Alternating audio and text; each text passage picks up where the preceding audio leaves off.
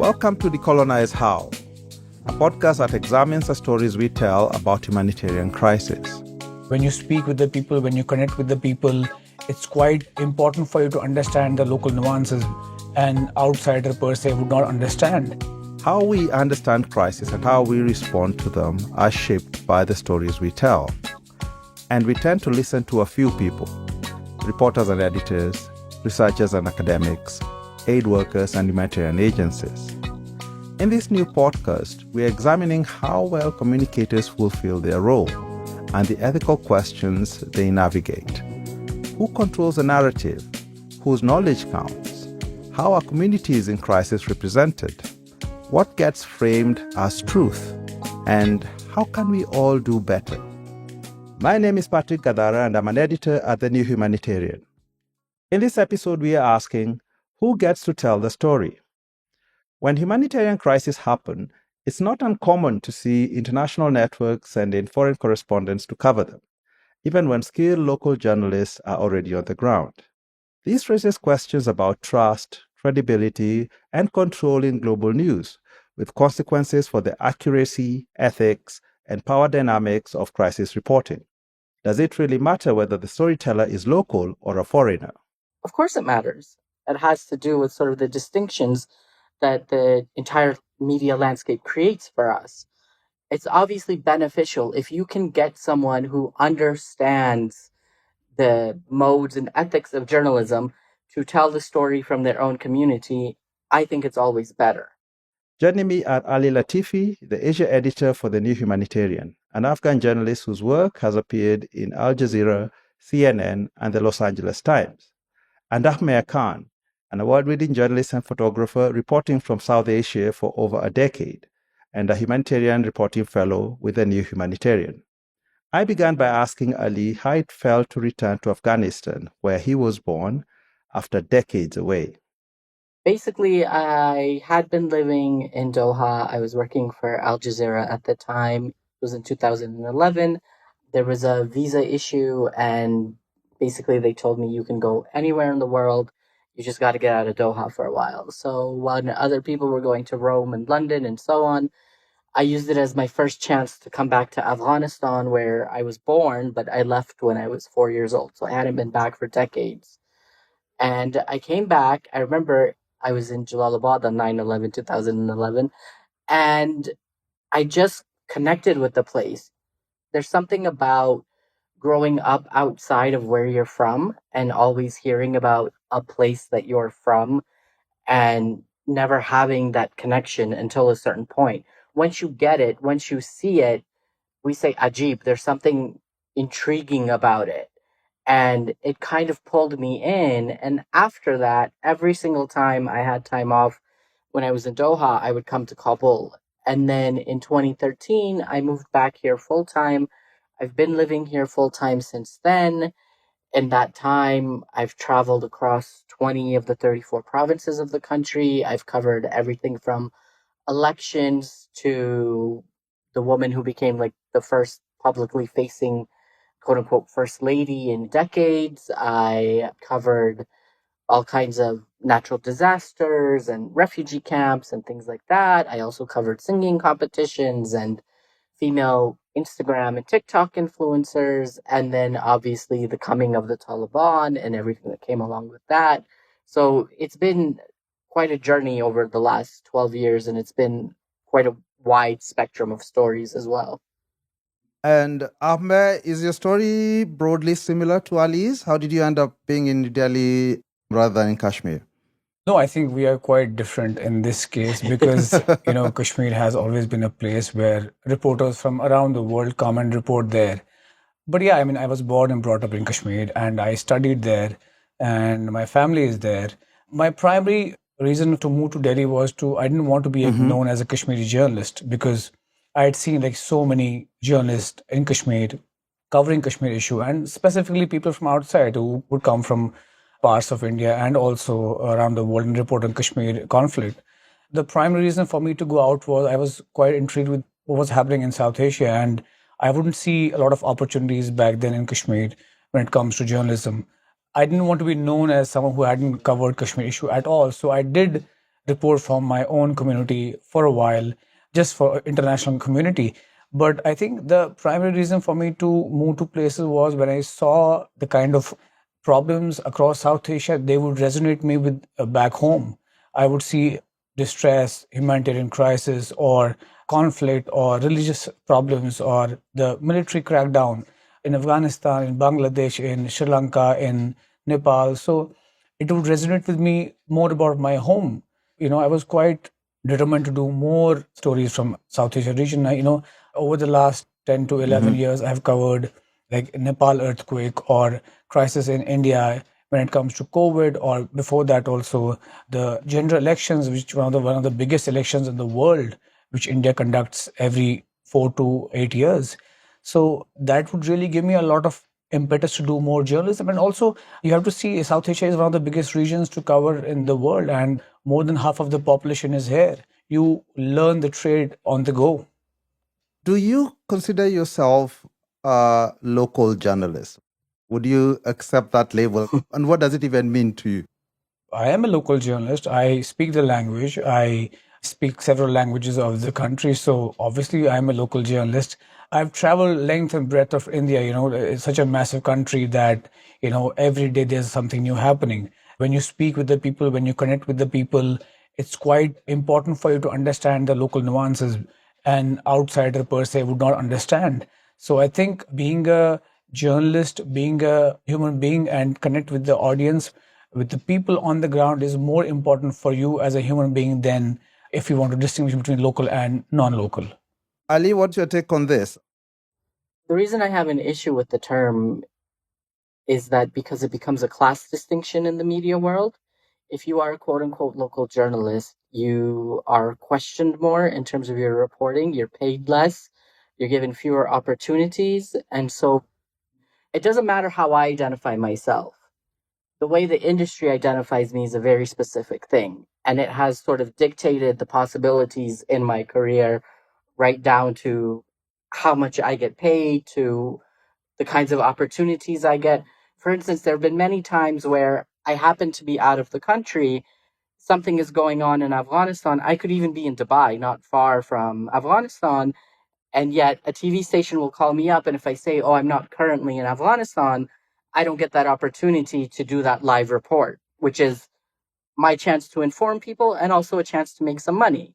But you will see, for instance, when Bashar al-Assad fell, I was watching CNN and the people talking about it. One was in Simi Valley, California, in Southern California. The other was in London, and I think one was in Washington, none of whom seemed Syrian. No problem for them. I've also had, for instance, when I was in Turkey for a while, I had asked even a Pakistani paper if I could write like an analytical piece about what was going on in Afghanistan. And it was a fight because I didn't happen to be in the country at the moment. And yet we have international journalists who left this country in 2013, 2014, who all of a sudden, after the arrival of the Taliban, started to get bylines on Right. Afghanistan. Either were suddenly brought back after 7, 8 years to, I don't know, do some kind of triumphant homecoming for themselves. I have no idea what. Or just to get their name again, even though they hadn't been, again, in this country since 2013, 2014. So to me, yes, I'm Afghan. I'm reporting on Afghanistan. Does that technically make me a local journalist? Sure, if you want to call me that. But as I said, the problem with it is that it's very much a class issue with the industry. Even if I don't identify as a local journalist, I am seen as a quote unquote local journalist by the rest of the media just based on the way people interact with me, the questions I get asked, and the opportunities I am given or not. Do you think that there is any value in distinguishing between people who report from the communities where they were born or where they live and people who come in from outside and do that? Or is it that they're all doing the same job? It's pretty much the same thing. Does it matter who's actually telling the story? Of course, it matters. It has to do with sort of the distinctions that the entire media landscape creates for us. It's obviously beneficial if you can get someone who understands the modes and ethics of journalism to tell the story from their own community. I think it's always better. If that requires a little additional training, if that requires a little additional effort, I would rather go out of my way and have that than to have someone from Australia reporting on Kenya or someone from Canada reporting on Afghanistan. And I think this is one of the major issues, is that the overall global media doesn't make an investment in that. For the most part, even I, who came from the United States, who have a master's degree from a university in Washington, get put in a corner not that dissimilar from what Ahmer gets put in. And he definitely gets put in a corner, and we both had to fight extra hard to get to where we are and to get the opportunities that we have been given. And that's why, for me personally, as the Asia editor at the New Humanitarian, unless I absolutely have to, I don't like having non-Asians writing about the Asian continent. Because even if that person isn't directly from the exact place, if they're at least from nearby, that to me is more valuable than someone from France writing about Myanmar. I don't care what you think, to be quite honest. Ahmer, are you of the same mold? What do you think of this? I think I totally agree with Ali on this note, because living in India and Kashmir, I have seen journalists parachute to places and report on their own and thinking that they know more about the place than we do. Like a story about community crisis might focus on the tragedy and the suffering of the victims, while a local journalist might focus on systematic political failures, right? Or the long-term resilience of the community, or try and find solutions for the local community. But then if a journalist wants to parachute, they do that, I can give you 10 examples of how journalists parachute to India. Like, let's say this airplane crash in Gujarat. I was there. I wouldn't call myself a Gujarati, but we had reporters from around the world around that place, and they just came for 2 days. They hired local fixers. Right. The term fix is a big problem, by the way, here. We need to fix that for once and all, honestly.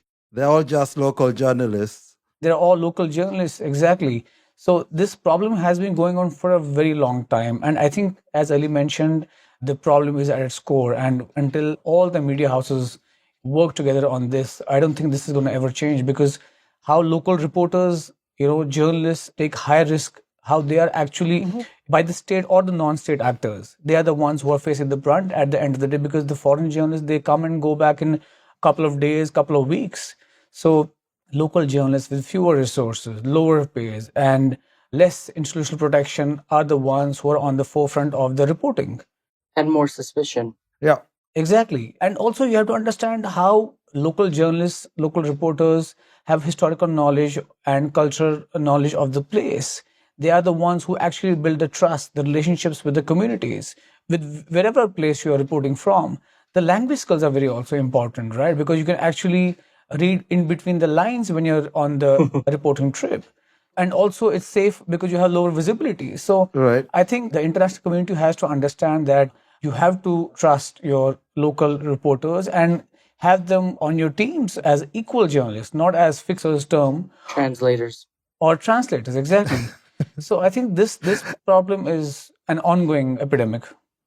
So how do you respond to the arguments normally put out that basically local reporters are too close to the story? They are reporting on stories that directly impact them, their families, their communities, that they are biased. Would you say that to the white guy reporting on Washington for the Washington Post? Perhaps not. Because no. he's just as biased about what's going on in Washington as a white American citizen. He has just as much potential to be influenced. And I've lived in Washington, believe me, people get influenced very easily. They make friendships and all of these things. So would you ask him that? Is it right for you as a white American from Ohio to be reporting for the Washington Post or the New York Times? And at the same time, would you ask him, hey, you went to Brown, you went to Columbia. Do you understand what life is like for someone in Mississippi or Tennessee or Ohio? This is the problem, is these people get the benefit of the doubt. But for us, there is this inherent suspicion, no matter what, that you're always tainted. You're too close to the story. Fine, I'm too close to the story. Guess what? You're too close to the story to Trump if you're reporting on the United States at this very moment, because he impacts every part of your life right down to your job. Right. It's double standard. It's unfair. it is a double standard, and there is a lot of suspicion or a lack of credibility that is placed on local reporters. Ahmer, from your perspective, I mean, you've worked for international broadcasters. Do you find that they deal with you differently? I think, yes, I do agree with Ali. The problem here lies with how people assume and actually make suspicion that local journalists are often accused of bias from our region specifically. But you have to understand the kind of invaluable experience they have. They live in the place, they know the people, they know the land, they can speak the languages. So honestly, in the last couple of years, because of social media and how people are being getting called out, yes, the things have changed for sure. A little bit. A little bit, yes. So previously, a few years back, there's an example. I was in Kashmir in 2016 when a journalist came there from a European country. I wouldn't name the channel. And the journalist was there for a couple of days covering the protest in the Kashmir region when Kashmir was still open for foreign journalists. And she only had a reason and only had one goal to get women stone pelting on camera. She didn't care about how we do it. She didn't care about we might have to go to their house and all that. And she didn't care about the local sensitivities. And I was basically the fixer, what you call, out there for her. It's a problem which has been going on for too long. And we have seen n number of examples at the moment, how in Gaza and in Palestine, when they don't know anything about the place, people from big broadcasters are over there and they're reporting like total nonsense. When you say they've changed, in what sense? Could you give me an example? How do you think they've changed? Basically, they actually now treat fixers as local reporters, at least in my region, I would say. They're also trying to give them proper credits because people have been called out on social media and that has created a storm for them, for the publication, for the broadcaster. So I think little bit of change, but yes, it requires a massive change around the world.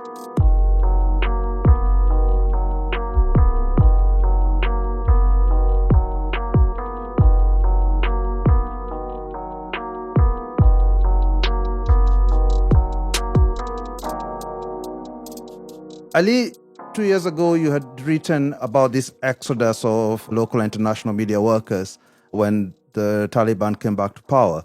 What's the situation like today? Is it still quite a fluid space? I think you had said at the time that there was increasingly dubious news reports and unproven claims and generalizations about the country. Is that still the case, or have things changed? And if they have, in what way? It's still possible to operate as a journalist in Afghanistan. It's not easy. It's not easy at all. There is a lot of risk to it. There's a lot of potential threat to it. But people are still doing it.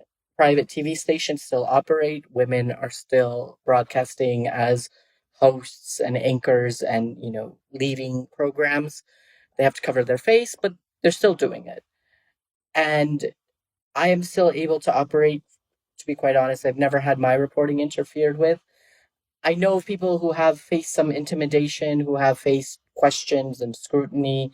That's not rare in Afghanistan. That was an issue during the occupation as well.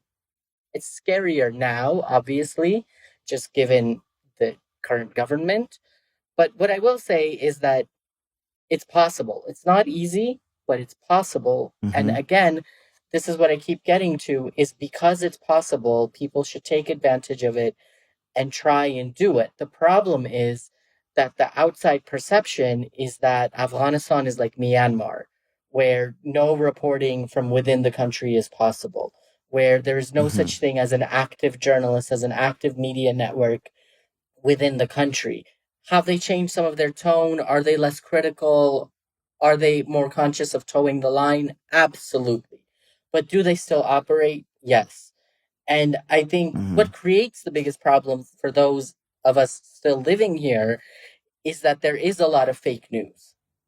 There's outright fake news, and down to outside sort of diaspora media has killed off living people. All right. Everyone from high-level officials to just average people. They've said this person is dead, and then they appear on camera the next day saying, I'm completely alive. They've mixed up the names, the ethnicities, the positions of people in power, all kinds of things that just, they've made false claims, for instance, about a year or two ago, a foreign newspaper made a claim that contraceptives were banned in Afghanistan. I live in front of 3 pharmacies. My family's full of doctors. I went to each pharmacy and I said, "Do you care of these products?" They said yes. I called the Ministry of Public Health. No, we have given no directive. I called the Ministry of Vice and Virtue. No, we've given no directive. I called a female gynecologist. I called an internist. I called all kinds of doctors. They all said, "We have no proof of this." I debunked it along with a friend of mine in the matter of an hour. And we published it for the National in the UAE. But because the paper that originally published the claim was a big British one, obviously that got all the headlines and it was still quoted. Did you see any foreign media making corrections to the story on contraceptions once you debunked it and once you were able to show that it wasn't true? Nope. A big news agency misquoted a Ministry of Public Health official who had said that we've stopped vaccination programs temporarily to sort of go through the issues and reformat and everything. They made the headline something like the Taliban ends vaccination programs. Right. And the entire media, went with that. Again, I had to call the Ministry of Public Health. I had to call all these places. And they're like, no, none of us said that. And I think that's kind of points to some of the dangers of having sort of kind of outsiders telling stories about these spaces. I wanted to also ask you, I mean, you mentioned at the start about the dangers that exist and which are real for local journalists. I think it's the same thing in places like India, in Kashmir, and pressures. Is there an argument that there are certain stories that are better covered by international journalists, if only because they get better protections than locals? Yeah. Technically, yes, because obviously local journalists are not paid equally as foreign journalists. That's for one big reason, because there's a massive disparity between the local journalists and foreign journalists. Whenever a foreign journalist is in India, the local embassy is involved in that. And they know about their whereabouts. They have the health insurance. They have the risk company taking care of all the logistics. So obviously, they do have the upper hand in this case. And in certain cases, when local journalists were involved with foreign broadcasters and with their teams, they would always get the same amount of insurance, the security, the assurance from the company that if something untoward happens, we'll take care of you. Right. So it does happen on broadcasting channels for sure. Like I've been on one of these back in 2020 and 2019. But yes, I mean, that's the big difference people have in here between the foreign and the local journalists. Because foreigners, they usually come for a couple of weeks, not more than that. It doesn't last more than that. And then once they fly out, you're on your own. How you're in a safety net is just for those couple of weeks or couple of days, and it's over then. Right. I mean, look, we don't want to stop all international reporting. The goal is to build more respectful, equitable, and ultimately more truthful, global news ecosystem. By decolonizing journalism, we sort of don't want to change the story. We change how the story is told, making it more accurate, more ethical, and representative of the people who actually live in that community. As a local journalist, I'm saying we're not trying to stop international reporting or foreign journalists to visit here, but they need to collaborate on equal terms, not just as fixers or translators, because the fixer model can be very exploitative and needs reform into, equal partnerships. Objectivity is important, but empathy is also essential, Paying a local journalist a fraction of what a foreign correspondent earns for the same story isn't just fair. It's form of exploitation. Exactly. And colonialism. How you don't want to decolonize the story, you want to decolonize the entire newsroom. You use the term decolonized journalism. Ali, what do you understand by that? What does it mean to you? I don't think it exists. And I don't think it's possible for it to exist in the current system, because true decolonizing whatever requires an upheaval. If it's not violence, it's a massive shift. It's a massive cataclysm that needs to happen. And I don't know of any organization that's willing to undergo that because of what it would mean. And it would require changing the way you talk about things. It would require changing the makeup of your newsroom. It would require changing your pay structures. It would require everything from top down would have to change. And I don't know of anywhere that's willing to do that because of how much is at risk. The New Humanitarian has one of its strategic objectives decolonizing its own journalism. Are you saying that's not likely to happen? No, of course not. No. Ahmer, what do you think? I mean, you've just come into TNH. Do you see changes? Do you see anything different from where you've worked before? I do understand where Ali is coming from, so I wouldn't contest it, but I would just add that, I mean, in small bits we can try. You can't just decolonize the story if you don't decolonize the newsroom. So I think if we start in a small newsroom by commissioning the local reporters, by working them on equal terms, I think we can start slow and then give a message to the world that it is possible. But I think it would take a lot of time and effort to do this bit. So, Ali, for you, you said it's not possible to do it, and even with TNH trying, it's not really going anywhere. I'm really interested in whether you think the efforts to actually decolonize themselves, even though they might not end in a big shift in how the entirety of media works, is it possible for small organizations to actually shift how they do things? I would hope so, but again, this is the problem. This is what I mean, is that the media has already been set up, in my view, in a very colonial context. As I said, for instance, Ahmer and I are automatically seen with suspicion for reporting on where we're from, right? There's that. Right. There's the fact that most newsrooms are still led by, if not white Westerners, by Westerners. There's the fact that there's still a pay discrepancy. There's a fact that we are still using outdated terms that don't have the meanings that people think that they do only because they serve a political purpose. Extremist, jihadist, Islamist, terrorist, or militant. All of these terms are politically loaded and don't seem to have a clear definition other than to label a certain group of people. There's that. There's the fact that we often look the other way when people fly in or cover issues that they have absolutely no connection to, have no possibility of ever being affected by. All of these things are major issues within the media. And because the Western model was so successful, I mean, if I had to think about it, I would say that a lot of independent media in Afghanistan, especially television media, has copied the format of the BBC and the CNN, right down to the way they do their stand-ups, to the sign-offs, to the terms that they use. I mean, local media in Afghanistan uses the term migrant to describe an Afghan in Iran or Pakistan or Europe, which I think is actually rather harmful and diminutive of the issue. It's making the issue smaller, not giving it the weight that it actually deserves. I mean, in my opinion, I think Pakistani and Indian media is very tabloidy. It's essentially modeled off of TMZ. But again, the structures have been set in a colonial way. Right. And people don't even think to question them. Even ones with the best intentions don't realize that in the most basic ways, they're constantly failing it. Right. So that's why I think, sure, it's possible, but it will not be easy. And as I said, it requires a real upheaval, a real changing of an entire system. It's not just checking a few boxes. It's not just hiring a few brown and black folks. Right. It's changing the power structure, changing the verbiage, changing the pay structure. It's a lot of things. It's changing exactly how we do journalism and what we actually call journalism or imagine. Yeah, from every level.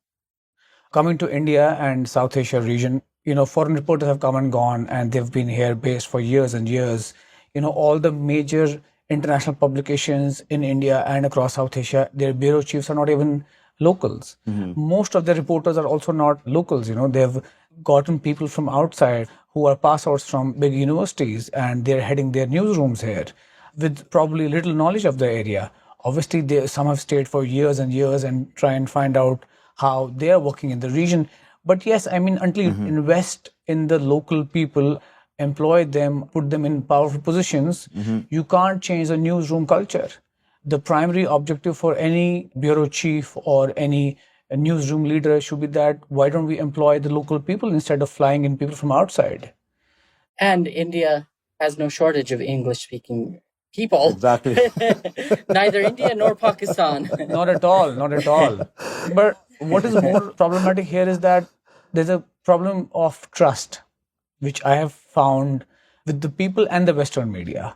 And I've worked with all the publications around the world, the biggest ones in the world. I think the first primary issue is trust, that they do not trust you unless and until you don't fly in the somebody from their own community. So the trust has to be built between the newsrooms and the local journalists, and only then this sort of gap can be filled in. What's a space for local media in this discussion, in them becoming sort of the primary route through which everybody else starts to hear about the world?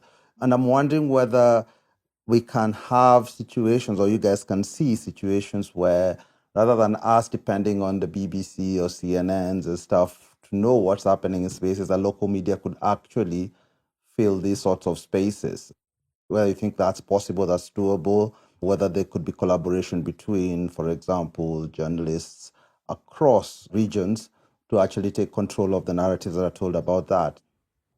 I don't see why not. I think if there's a willingness to have partnerships and collaboration, or if there can be sort of an effort to tell stories that, for lack of a better phrase, like cross bridges, that show the similarities amongst people and communities, that even though they may be in very different contexts, the issues that they're facing are very similar.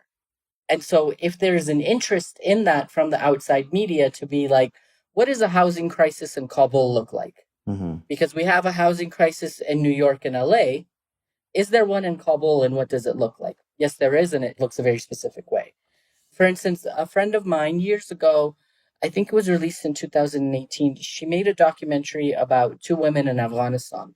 One was a very famous TV journalist, and one was a parliamentarian from a province in the north. I helped her produce it. And what I found fascinating, when the final cut came through, what I loved about it is that it was actually about two women trying to figure out how to balance their career with their family lives. Right. That's a very universal story.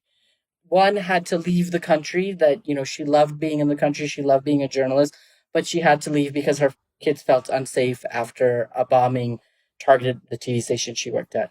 The other sent her family, including her husband, to Australia while she stayed here. And she had to deal with that loneliness. Right. So yes, in between there were suicide bombings, there was a massive landslide, there were talks with local elders about the presence of the Taliban, but the heart of the story, it was about these two women, probably about 10, 15 years apart in age, trying to figure out how to balance their career goals with their family obligations. If that was broadcast on CNN and translated properly, I think it could say so much. Right. And hopefully create a bond with the viewer in Michigan or New York. There's always a room for collaboration. International media should work collaboratively with locals, not just for their access, but as equal partners. Trust locals as primary sources of reporting, not just assistants or fixers. I think that becomes more important because they can actually show you the actual story, the nuances, the way they want to tell their stories. Because when you control the storyteller, you control the story also. That means that you control what the world believes is true. A local reporter actually has decades of lived experience of the places, right? A journalist who parachutes in brings only a deadline, honestly. I would say that collaborative effort between journalists, local journalists, and also international broadcasters is very important. Right. I am someone who has always fought for my rights, honestly. I've exchanged very heated emails with editors around the world whenever I feel like that they're not, taking my word for the story, or they're not trying to get what I see, my perspective. I do not care who the editor is. I do not care who the publisher is. I do not go with them. And I have several examples of where I've stood for myself. And, whenever I used to teach at a university in Delhi briefly, I used to tell them these stories that, how you should fight for yourself. It's very important that you control your story. It's very important that you stick with your story, because if you really deeply care about your story, it will travel the world. Obviously, the people you're writing about we'll end up seeing what you write. So normally you'd have written for New York Times and, few guys in Kashmir perhaps would have ended up reading that or seeing it, but now it's all over social media, etc. I'm wondering, as a local person, and you're more accountable to that domestic about how you portray them, because they can come back to you. You live among them. They're your neighbors, they're your whatever, your family, your friends. Is there a level of accountability that then leads you when you're selecting which stories you want to tell and how you want to tell them to be a bit more careful to actually try and portray them in ways that I guess humanize them? I think yes. Why wouldn't they call you back? Because when you live in the society among those people, they would obviously have you talk about the story they have said to you. And there are people who actually share very, very intimate details with you about their lives, about their livelihood, or about whatever happened for that story. So, but we all have this unconscious bias in us. As a human being, we all have that in us, right? So I would say yes, there is some sense of accountability as a reporter. And if you are from a certain community, then you do have to think about your community in some ways. So I think, yes, accountability is there for sure. It is across the world. To me, I always say it doesn't matter if someone's name is Ahmad or Mahmoud. What matters is their story. So if they don't want to tell me their name, it's not a big deal to me. If they only want to give me their first name, or if they only have a first name, I don't really care. What I care about is their story and how much they're willing to tell me of it. And if there are parts that they're not willing to tell me about, you can fill in with context. And you can try and explain why they don't want to talk about those things to you. So that's always been my approach. I don't think my audience is really domestic because most of them say, we know this story. Why are you telling it again? Right. So Same. I actually hope that my story reaches you in Kenya and Freddie Right. and Saudi more than it does my neighbor in Kabul, because my neighbor in Kabul is going to be like, okay, cool, you told the same story. What do I care, And hopefully, because then when you read it or when someone in Ireland reads it, they start to think, oh, wow, this is not that different from people in this place, or not that different from what I'm going through. Ali Latifi, Ahmer Khan, thanks a lot for joining us for this. Really appreciate you taking the time. Thank you. Thank you.